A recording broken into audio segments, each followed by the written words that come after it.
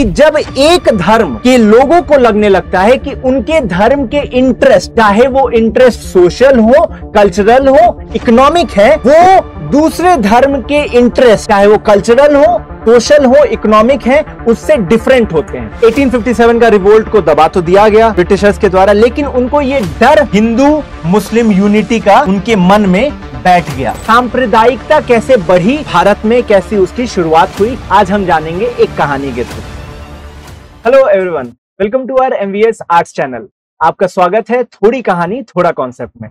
इसमें हम लोग लेके आते हैं शॉर्ट कहानियां, उसके थ्रू मैं आपको एक कॉन्सेप्ट समझाता हूं। आज की कहानी है rise of communalism in India. सांप्रदायिकता कैसे बढ़ी भारत में, कैसी उसकी शुरुआत हुई, आज हम जानेंगे एक कहानी के थ्रू। कहानी की शुरुआत होती है 1857 के रिवोल्ट से। 1857 के रिवोल्ट में बहादुर शाह जफर को लीडर चुना गया था, है ना। बहादुर शाह जफर को शहंशाह हिंदुस्तान चुना गया था। 1857 का रिवोल्ट को दबा तो दिया गया ब्रिटिशर्स के द्वारा, लेकिन उनको ये डर हिंदू मुस्लिम यूनिटी का उनके मन में बैठ गया।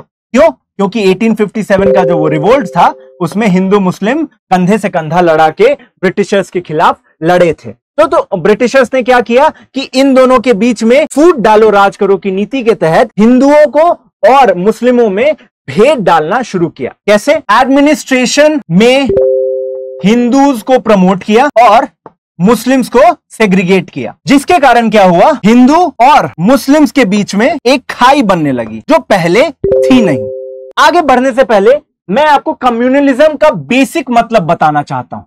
सांप्रदायिकता होती क्या है? कम्युनलिज्म सांप्रदायिकता का मतलब होता है कि जब एक धर्म के लोगों को लगने लगता है कि उनके धर्म के इंटरेस्ट, चाहे वो इंटरेस्ट सोशल हो, कल्चरल हो, इकोनॉमिक है, वो दूसरे धर्म के इंटरेस्ट, चाहे वो कल्चरल हो, सोशल हो, इकोनॉमिक है, उससे डिफरेंट होते हैं। जब मेरा इंटरेस्ट दूसरे धर्म के इंटरेस्ट से डिफरेंट है, ये जब मान्यता होने लग जाती है तो लोग कम्युनल होने लग जाते हैं, सांप्रदायिक होने लग जाते हैं। तो यहां क्या हो रहा है, यहां पे हिंदू और मुस्लिम के बीच में एक खाई बनाने की कोशिश की जा रही है, फूट डालो राज करो की नीति के तहत। एक और चीज होती है, मुगल रूल के डिक्लाइन के साथ क्या हुआ, मुगल रूल के पतन के साथ क्या हुआ। मुगल रूल से सिंपैथी, मुस्लिम्स की सिंपैथी काफी थी, हिंदुओं की भी सिंपैथी थी, लेकिन मुस्लिम्स जो है अपने आप को ज्यादा मुगल रूल के तरफ प्रति इंक्लाइंड पाते थे। मुस्लिम्स की सिंपैथी थी मुगल रूल के तरफ। इसके जाने के बाद, इनके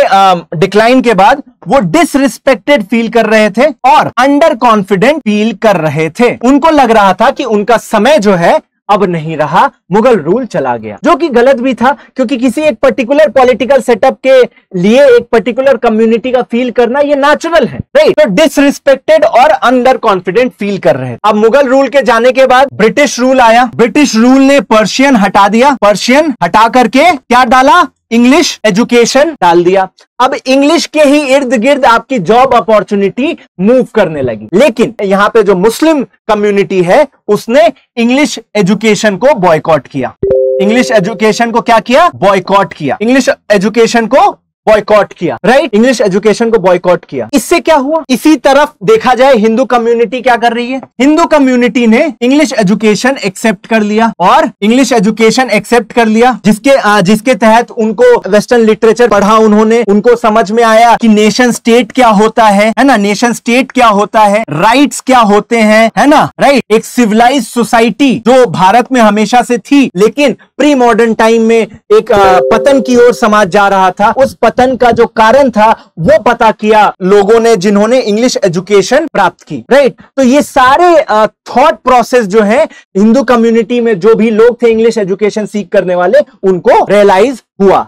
लेकिन ये सिमिलर चीज इंग्लिश एजुकेशन जो है वो मुस्लिम कम्युनिटी ने बॉयकॉट किया।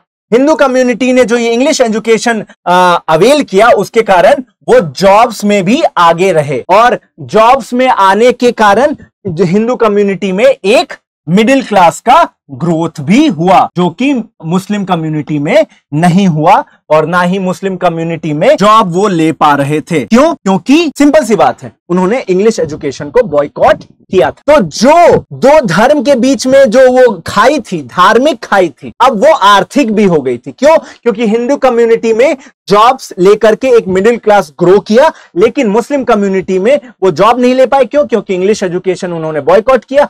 उसके कारण क्या हुआ, वो जो खाई थी, धार्मिक खाई थी, अब वो आर्थिक खाई भी बन गई और दो कम्युनिटी के बीच में एक दरार जैसी फील होने लगी और वहां से सांप्रदायिकता जो है भारत में वो बढ़ने लगी, जो दूसरे चरम पे पहुंची जब ब्रिटिशर्स ने अपना पॉलिसी चेंज कर दिया 1909 में। अब वो मुस्लिम को अपीज करने लगे, है ना, और हिंदूज को सेग्रीगेट करने लगे। क्यों? क्योंकि उनके हिसाब से, ब्रिटिशर्स के हिसाब से हिंदूज जो है नेशनलिज्म के तरफ ज्यादा बढ़ रहे थे, इसीलिए उनको बैलेंस करने के लिए उन्होंने मुस्लिम को अपीज करने की कोशिश की 1909 में। जो कि पहली पॉलिसी क्या थी? हिंदू को अपीज करने की, मुस्लिम को सेग्रीगेट करने की। अब मुस्लिम को अपीज कर रहे थे और हिंदूज को सेग्रीगेट कर रहे थे। ये पॉलिसी थी फूट डालो राज करो, जिसके कारण हमारे देश में जो सांप्रदायिकता कभी नहीं बनी, एक सौहार्द का माहौल था, वो बिगड़ा और भारत में सांप्रदायिकता देखने को मिली हमें। तो इस तरीके से ये वीडियो कंक्लूड हुआ। इस तरीके के चैप्टर्स, इस तरीके के टॉपिक्स हम वीडियोस में पढ़ाते हैं एक्सटेंसिवली, और हमारा MVS फाउंडेशन का ऐप डाउनलोड कर सकते हैं, लक्ष्य और उड़ान बैच को ज्वाइन कर सकते हैं। सुमित 30 हमारा कूपन कोड है, उसके हेल्प से 500 रुपीज का डिस्काउंट भी पा सकते हैं। तो फिर मिलेंगे हम लोग नेक्स्ट वीडियो में, थोड़ी कहानी थोड़ा concept. Thank you, have a good day.